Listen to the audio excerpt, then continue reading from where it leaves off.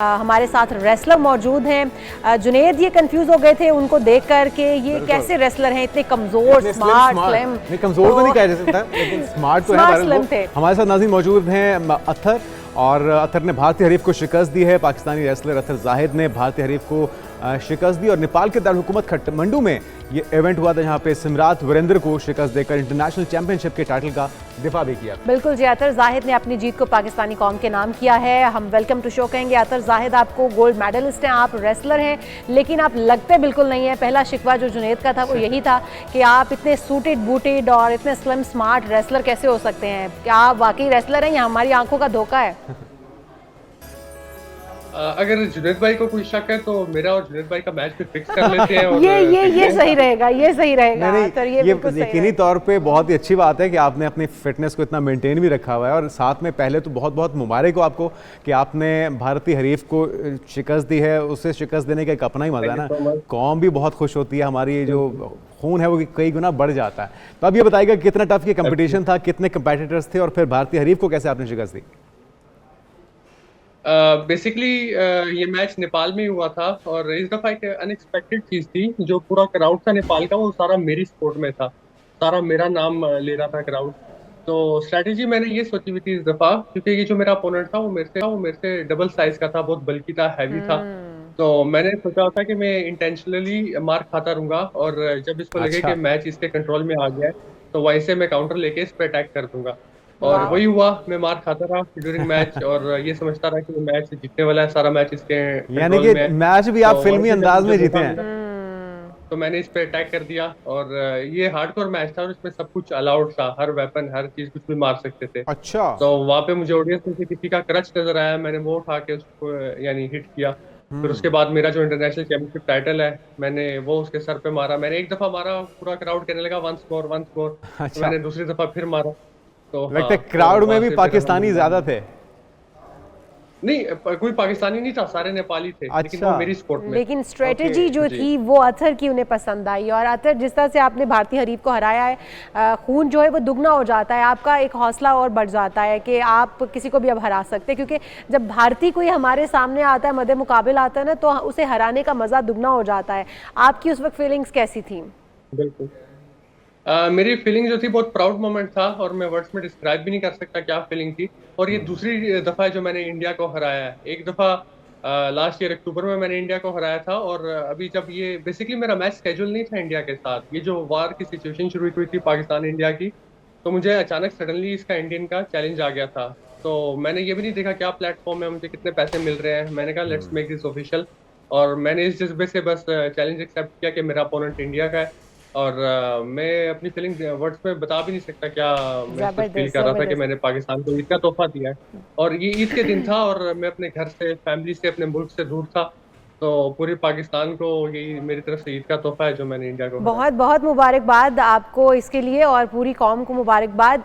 किस तरह से आप मेंटेन रखते हैं, क्योंकि आपने कहा कि आपका हरीफ आपसे दुगना था, डबल था, अपने बॉडी के अंदर भी और अपनी पावर के अंदर भी। आपने किस तरह से खुद को मेंटेन रखा हुआ है? हम देखते हैं बॉडी बिल्डर्स को, रेसलर्स को बहुत ही हैवी बॉडी के साथ होते हैं और बड़ा ही उन्होंने वेट अपना रखा हुआ होता है, लेकिन आपने अपने आप को जिस तरह से मेंटेन रखा हुआ है, ये किस तरह से मुमकिन हो पाया? बेसिकली प्रो रेसलिंग जो है, ये सारी टेक्निक की गेम है। इसमें रिंग स्किल्स मैटर करते हैं, आपके पास जो मूव्स हैं, आपका स्टेमिना मैटर करता है। ये रिक्वायर्ड नहीं है कि आप बहुत ज़्यादा बल्कि होने चाहिए, आप हैवी होने चाहिए।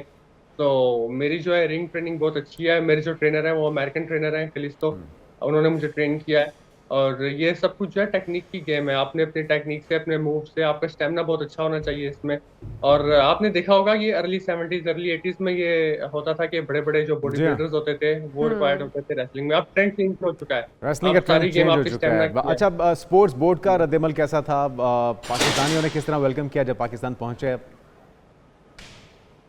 जी बिल्कुल, जो डीजी स्पोर्ट्स बोर्ड हैं उनसे मेरी फोन कॉल पे बात हुई, उन्होंने काफ़ी अप्रिशिएट किया मुझे। फिर उसके अलावा चेयरमैन यूथ प्रोग्राम है राना मशहूद साहब, उनसे भी मेरी बात हुई, उनकी कॉल आई थी। तो उन्होंने भी बहुत मुझे अप्रिशिएट किया कि आप हमारे हीरो हैं, आपकी विक्ट्री जो है वाकई हमारे लिए तोहफा है ईद का। तो काफ़ी अच्छा रिस्पॉन्स था सबका। चलिए जबरदस्त। अच्छा, क्या कुछ करना पड़ता है इसके लिए, कितनी प्रैक्टिस मुश्किल है इसकी बाकी खेलों से, बाकी एथलीट से?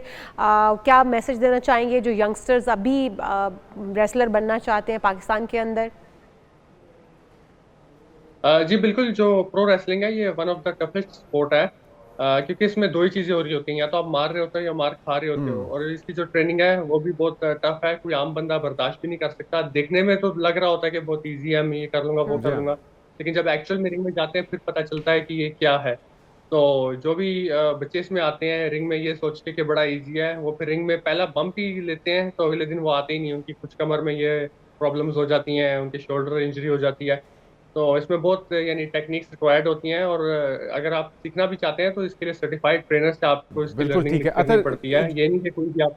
बिल्कुल जी। ठीक है, प्रॉपर ट्रेनिंग के साथ आए। तरीक़ाकार क्या है अगर कोई यूथ में से यंग टैलेंट है वो हिस्सा लेना चाहता है किसी इवेंट के अंदर जिनके पास स्पॉन्सर्स ना हो, उनके लिए क्या मशवरा है?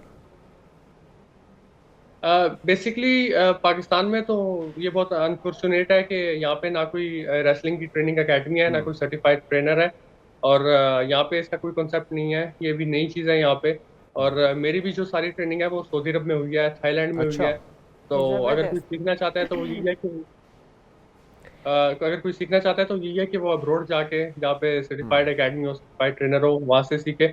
और स्पॉन्सरशिप की आपने बात की, जो अभी मेरा जो रिसेंट मैच हुआ है और उससे पहले भी कमरान इश्तियाक साहब है, उन्होंने मुझे बहुत सपोर्ट किया है, और उनकी स्पॉन्सरशिप से उन्होंने मुझे काफ़ी हेल्प आउट किया है। उन्होंने स्पीकर नेशनल असेंबली से मुझे मिलवाया, तो उनका इसमें बहुत कंट्रीब्यूशन है मेरी विक्ट्री में। फिर उसके बाद एतमार ग्रुप है, उन्होंने मुझे बहुत सपोर्ट किया। और ये सब मेरे जो दोस्त हैं, स्पॉन्सर्स हैं, इनकी वजह से मेरी ये सारी अचीवमेंट्स पॉसिबल हुई हैं। और पाकिस्तान में मैं भी वर्किंग कर रहा हूँ इसके लिए कि जितने भी नए बच्चे हैं आना चाहते हैं इस पे आए, गवर्नमेंट ऑफिशियल से जिनसे मैं मिल रहा हूँ, उनसे मैं ये बात कर रहा हूँ कि जो भी ये लड़कियां, यहाँ पे शौक बहुत है लेकिन प्लेटफॉर्म नहीं है, तो प्लेटफॉर्म कुछ इस तरह क्रिएट करें तो जो भी क्योंकि बहुत बच्चे हैं सारे वो लोग सीखें यहाँ ऐसे पे हैं और जो कि आके अब्रॉड नहीं जा पाकिस्तान सकते के हैं, बाहर जाकर नहीं ट्रेनिंग ले सकते हैं, उनके लिए यहाँ पर ऐसा प्लेटफॉर्म मुहैया किया बिल्कुल। जाना ताकि हम बड़े अच्छे रेसलर्स को यहाँ पाकिस्तान के अंदर ट्रेन कर सकें। बहुत शुक्रिया। अतर बिल्कुल। जाहिद गोल्ड मेडलिस्ट हमारे साथ मौजूद थे, पाकिस्तान का फ़ख्र। और इस तरह के आपके अंदर बहुत सारा टैलेंट इस तरह का और भी मौजूद है जिनको निखारने के लिए प्लेटफॉर्म और मौजूद बहुत से नहीं ऐसे है। टैलेंट है जिनके पास वसाइल नहीं है, रिसोर्सेज नहीं है, तो अपने बिहाफ पे सब कुछ करना पड़ता है। इसलिए जो लोग कर पाते हैं वो इंटरनेशनल फोरम्स पे पाकिस्तान का नाम रोशन भी करते हैं। अपने जो कमरान इश्तियाक साहब है, उन्होंने मुझे बहुत सपोर्ट किया है, और उनकी स्पॉन्सरशिप से उन्होंने मुझे काफ़ी हेल्प आउट किया है। उन्होंने स्पीकर नेशनल असेंबली से मुझे मिलवाया, तो उनका इसमें बहुत कंट्रीब्यूशन है मेरी विक्ट्री में। फिर उसके बाद एतमार ग्रुप है, उन्होंने मुझे बहुत सपोर्ट किया। और ये सब मेरे जो दोस्त हैं, स्पॉन्सर्स हैं, इनकी वजह से मेरी ये सारी अचीवमेंट्स पॉसिबल हुई हैं। और पाकिस्तान में मैं भी वर्किंग कर रहा हूँ इसके लिए कि जितने भी नए बच्चे हैं आना चाहते हैं इस पे आए, गवर्नमेंट ऑफिशियल से जिनसे मैं मिल रहा हूँ, उनसे मैं ये बात कर रहा हूँ कि जो भी ये लड़कियां, यहाँ पे शौक बहुत है लेकिन प्लेटफॉर्म नहीं है, तो प्लेटफॉर्म कुछ इस तरह क्रिएट करें तो जो भी क्योंकि बहुत बच्चे हैं सारे वो लोग सीखें यहाँ ऐसे पे हैं और जो कि आके अब्रॉड नहीं जा पाकिस्तान के सकते हैं, साथ। बाहर जाकर नहीं ट्रेनिंग ले सकते हैं, उनके लिए यहाँ पर ऐसा प्लेटफॉर्म मुहैया किया बिल्कुल। जाना ताकि हम बड़े अच्छे रेसलर्स को यहाँ पाकिस्तान के अंदर ट्रेन कर सकें। बहुत शुक्रिया। अतर बिल्कुल। जाहिद गोल्ड मेडलिस्ट हमारे साथ मौजूद थे, पाकिस्तान का फ़ख्र। और इस तरह के आपके अंदर बहुत सारा टैलेंट इस तरह का और भी मौजूद है जिनको निखारने के लिए प्लेटफॉर्म और मौजूद बहुत से नहीं ऐसे है। टैलेंट है जिनके पास वसाइल नहीं है, रिसोर्सेज नहीं है, तो अपने बिहाफ पे सब कुछ करना पड़ता है। इसलिए जो लोग कर पाते हैं वो इंटरनेशनल फोरम्स पे पाकिस्तान का नाम रोशन भी करते हैं। अपने जो मद्दे मुकाबिल होते हैं उनको शिकस्त से भी